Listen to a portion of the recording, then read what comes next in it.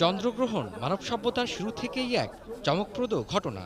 যদিও চন্দ্রগ্রহণ নিয়ে একসময় বিভিন্ন কুসংস্কার ছিল, তবে আধুনিক ও বিজ্ঞানমনস্ক মানুষের কাছে এখন তা উপভোগ্য। আর বিরল চন্দ্রগ্রহণ যদি হয় ১৫২ বছর পর, তাহলে তো কথাই নেই।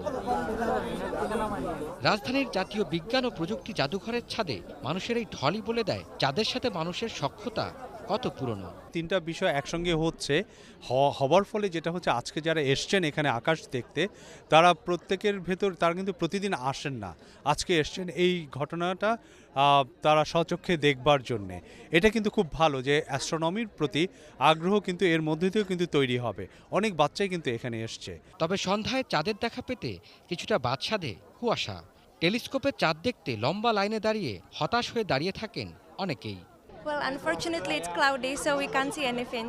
যেহেতু কষ্ট করে এসেছি, চাঁদের দেখা পাওয়া যায় কিনা। তবে অপেক্ষা করতে হয়নি বেশিক্ষণ। আধ ঘন্টা পরেই আকাশে ক্ষণিকের জন্য চাঁদ উঁকি দিয়ে স্বাগত জানায় কৌতূহলী এসব মানুষকে। ব্লু মুন দেখেছি, ব্লু মুন অনেক সুন্দর। আমার খুবই অনেক ভালো লাগছে এখানে এসে। তারপর কিছুটা বিরতি দিয়ে আবারও দেখা মেলে রক্তিম চাঁদ বা ব্লাড মুনের। ধীরে ধীরে পৃথিবীর ছায়া থেকে বের হতে থাকে চাঁদ। রক্তিম বর্ণ থেকে হয়ে ওঠে উজ্জ্বল এবং সর্বশেষ সুপার মুন।